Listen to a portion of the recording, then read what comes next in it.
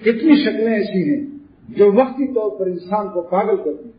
وہی شکلوں کو ایک شخص نے دیکھا ابھی جلدی ہی، اور خود اس نے کہا تو ظالم کو میں نے 16 سال کی عمر میں دیکھا تھا، تو میں اس کے فتنے سے ہر وقت پریشان رہتا تھا، اور اب مجھ سے میں پہچانا بھی نہیں اس نے پہچانا بھی نہیں، اقرار کیا کہ اگر مجھے نہ بتایا جاتا یہ فلاں ہے تو میں اس کو پہچان بھی نہیں سکتا۔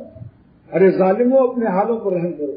میں سب کو ملا کر اپنے کو شامل کر کے کہہ رہا ہوں کہ جو لوگ غیر اللہ سے لگ کر اللہ کو ناراض کر رہے ہیں، اپنی جانوں پر رحم کرو۔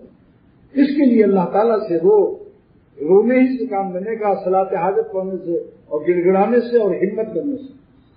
اب مثال کے طور پر جب زلیخا نے دعوت دی گناہ کی اور حضرت یوسف علیہ السلام وہیں سجدے میں پڑ جاتے، یا اللہ بچانا اس عورت سے، تو سجدہ قبول ہوتا؟ جہاں ہجرت فرض ہے وہاں سجدہ قبول نہیں ہے۔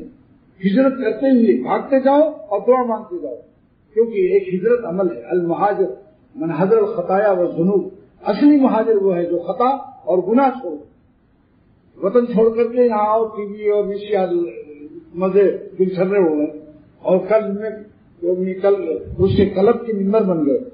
اس کا نام کلب ہے نا، ناچ گانے کے کلبوں کے ممبر بھی بن گئے۔ اچھا، اور عربی میں آتا ہے کلب کے معنی کتے کے، جس کی جمع کلاب وکلبہم باسط ذراعیہ بالوسیع۔ تو یہی اس سالک کا زبردست مجاہدہ ہے، باقی تو سب پار ہے معاملہ۔ نظر کی حفاظت، غیر اللہ سے اپنے قلب کی حفاظت، نہ کوئی پاس آ جائے نہ کوئی غیر آ جائے۔ حریم دل کا احمد اپنے ہر دم پاس ہوا رہے۔ اور اہل ذوق نے تجربہ بھی کر لیا کہ جتنے لمحات ان بتوں سے محفوظ رہتا ہے، ان حسینوں سے سکون کی نیند سوتا ہے۔ بارہا ان پر اپنی نیند کو حرام کرنے کے بعد، بارہا اپنے قلب کو ظلمت اور اندھیروں میں تڑپتا ہوا دیکھنے کے بعد بھی جو شخص اپنے کو بار بار آزماتا ہے، بس سوائے اللہ سے رونے کی اور کیا چاہتا ہے کہ خدا ہم سب کے حالوں پر رحم فرمائے اور توفیق توبہ آسمان سے نازل کرے، کیونکہ توفیق آسمان سے ملتی ہے زمین والوں کو۔